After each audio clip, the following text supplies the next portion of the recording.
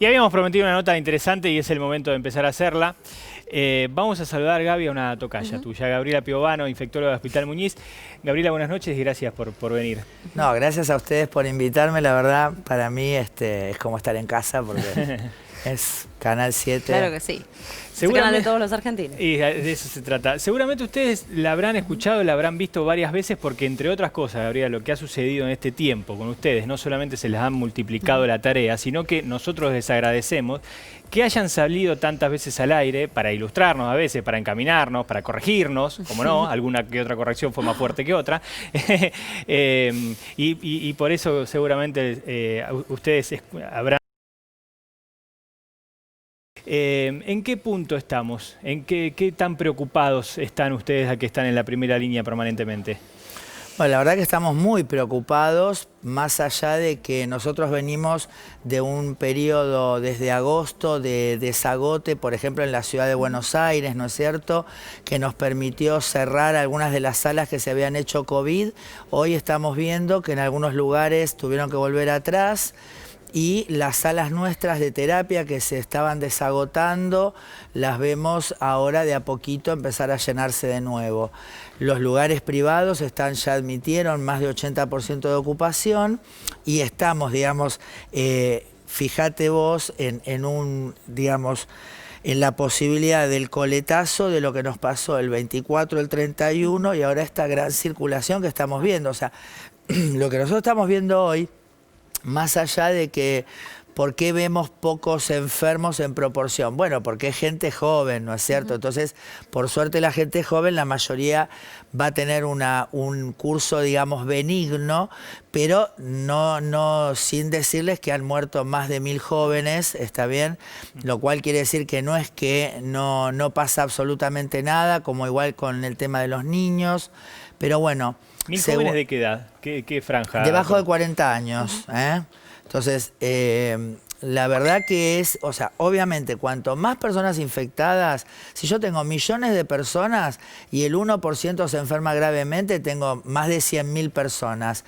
Si yo intento tener un sistema de salud que pueda alojar en un periodo 100.000 personas, obviamente lo voy a hacer estallar. Entonces, esta es nuestra preocupación. O sea, nosotros, los infectólogos, de ninguna forma queremos restringir a la gente, ni las libertades, ni tampoco nos gusta que la gente trabaje ni que tenga su salario. Por el contrario, lo que nosotros queremos es que, fíjense que paralelo ya tenemos la llave, ¿no?, para la puerta para salir de esto, que es la vacunación. Entonces, a tan poco tiempo de llegar a lo que nosotros llamamos la inmunidad comunitaria, que es la que nos va, digamos, de a poquito va a ir restringiendo la circulación del virus y hasta inclusive nosotros de acá a 2 o 3 años nos podemos plantear desterrar inclusive el virus, por lo menos del país. Entonces, ¿en cuánto? En 2 o 3 años, pero ¿saben por qué les digo? Está bien, obviamente, bueno, dice... Obvio. Si alcanzamos la inmunidad comunitaria, o sea, vacunar al 70% o más, obviamente en los lugares, y a su vez empezamos a incluir, por ejemplo, a los niños, nosotros tenemos asegurado, digamos, a un futuro que esa circulación cada vez vaya minimizándose y la logres sacar, ¿no? Gabriela, recién hablaste de la vacuna y dijiste es una puerta a la esperanza que se abre con la llegada de la vacuna. ¿Cuál es la situación en este momento de los médicos, del personal de salud en cuanto a contagios y por supuesto con la vacuna que ya de a poco comienza a aplicarse? Bueno, nosotros lamentablemente hemos pagado con la vida de compañeros, ¿no?, este trabajo. Más de 300 trabajadores también perdieron la vida en esto y bueno, ahora como que hay un cansancio, digamos, generalizado, también un sinsabor, sobre todo los que trabajamos en ciudad por el tema nuestro económico, ¿no?, que realmente termina quedando tan poco sueldo en la mano que inclusive algunos compañeros empezaron a plantear que, bueno, que tal vez se nieguen a tomar, digamos, guardias de refuerzo si esto, digamos, sigue avanzando, porque realmente el cansancio para nosotros es muy grande, porque además es inédito que el propio personal pueda padecer lo mismo que tienen los pacientes, ¿no es cierto? Y a su vez llevar a sus propios hogares esto. Claro. La vacunación nos da la salida, se está vacunando al personal, está muy activo este tema, pero bueno, también se interrumpió en el medio con esta cuestión que se ha trabajado tanto de la corriente antivacuna, ¿no? O sea, y en este caso antivacuna Sputnik, ¿no es Claro, cierto? sí. Porque es la que está ahora. Cuando llegue otra, probablemente esa corriente va a seguir en contra de la otra y la Sputnik. Pero quizás esta peor, ¿no? Porque Esta un poquito no peor, se le dice sí. el nombre, sino el gentilicio. Claro, lo que es inclusive, bueno, porque fíjate que también está por llegar la de AstraZeneca, o sea, bueno, tenemos posibilidades en este punto que no está teniendo un montón de otros países. Entonces, realmente uno entiende que hay cansancio, que bueno, que todo el tiempo se agita, digamos, como que no sirvió. Yo les puedo asegurar, fíjense ustedes, que cuando esto empezó vino, por ejemplo, ¿no? Vino desgraciadamente una colega con su hija y en la provincia de Chaco hace una mateada y Chaco todavía está luchando. Imagínense si en vez de ella y la hija hubiesen sido cientos. O sea, nosotros hubiésemos visto estallar el sistema como hoy desgraciadamente lo está haciendo México, ¿no es cierto? Estados Unidos también lo está diciendo. El Reino Unido, que decidió cerrar todo y ya hoy estaban hablando de un colapso sanitario. Exacto. Entonces, todo eso, ¿qué quiere decir? Que tendrían que haber cerrado antes. Entonces, de alguna forma, más allá de que haya una nueva cepa que es más contagiosa, se transmite de la misma forma y se previene de la misma forma. Entonces, si ellos hubiesen cerrado de entrada y hubiesen volcado, digamos, a la ayuda social, económica, etcétera, tendrían menos números y no tendrían hoy que lamentar el colapso, digamos, de un país con la fortaleza, ¿no? Que estamos hablando cuando nos daban de ejemplo a Alemania y la Merkel sale prácticamente a llorar, a pedir por favor que la gente se cuide, ¿no? Sí, con 2 días seguidos, ayer y anteayer, de 1000 muertes, sí. de 1000 muertes en ambas jornadas. Vamos a ver, compartamos con lo que nos va a ofrecer Diana, los números del último reporte del Ministerio de Salud como para seguir teniendo dimensión y conciencia de lo que está pasando. Así es, Arieli, los números siguen manteniéndose en lo que refiere al número de contagios por encima de los 13.000 casos. Vamos a repasar brevemente los datos más importantes en esta placa. 13.346 puntualmente son los nuevos COVID positivos en nuestro país. Se suma a la lista acumulada y en nuestro país ya es de 1.703.352 desde el primer caso presentado. Lamentablemente tenemos que decir que hay 151 fallecidos en este último reporte. Hablamos de las últimas 24 horas y ya la Argentina tiene 44.273 fallecidos en total. Para cerrar, el dato que refiere a los recuperados, 1.494.896 hasta el momento. Y son los números que ya empezamos a acostumbrarnos nuevamente. Más de 13.000 casos, 151 muertes. Que lo repetimos, a riesgo de ser redundante, nunca bajaron demasiado las muertes como para creer en algún momento que esto se había ido. Recién, Gabriela, decías un concepto interesante, lo inédito de que el profesional pueda contagiarse igual que el paciente, algo así como ser solución y posible víctima a la vez, ¿no? ¿Qué momentos de padecimiento de colegas, qué momentos de padecimiento de tantos profesionales de salud, no solamente médicos, ¿no? Enfermeros y tantos otros has vivido? Mirá, nosotros, bueno, yo trabajo en el Hospital Muñiz, que bueno, es un estoico sobreviviente de miles de pandemias y de intencionalidades de ser cerrado, ¿no? Desde hace muchos años y bueno, un poco en chiste, un poco en serio, Francisco Javier siempre nos manda una pandemia cuando están por cerrarnos y nos protege. Tuvimos desgraciadamente el fallecimiento de 3 compañeras que ya estaban jubiladas, y muchos colegas y compañeros de trabajo del equipo de salud se infectaron, estuvieron mal, pero por suerte todos sobrevivieron, inclusive muchos con factores de riesgo, así que por eso te digo que de alguna forma sabemos que estamos protegidos, pero tampoco es, ¿no?, para hacer de eso un estandarte, ¿no? En realidad hubo un montón de compañeros en el país que la pasaron mal, que tienen secuelas. Y el temor, vos sabés que uno muchas veces es más temeroso por lo que puede ocasionar a los seres queridos, ¿no es cierto? O sea, el hecho de llevar esta infección a adultos mayores o a personas familiares que tienen algún factor predisponente. Creo que cargar con eso en la conciencia es una de las peores cosas. ¿Sentiste ese miedo?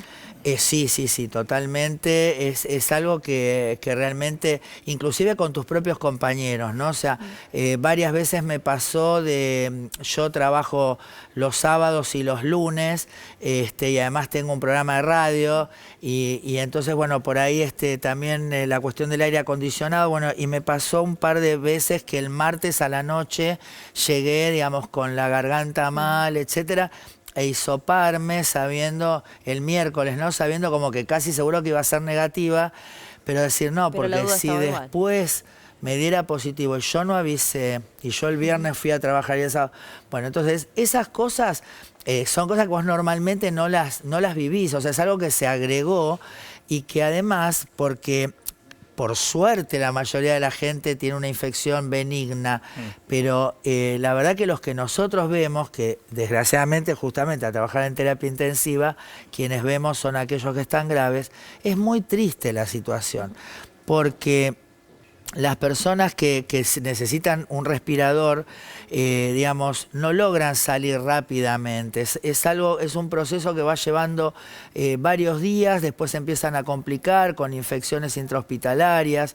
Entonces, por ahí un paciente termina 2 o 3 meses inclusive internado, ¿no?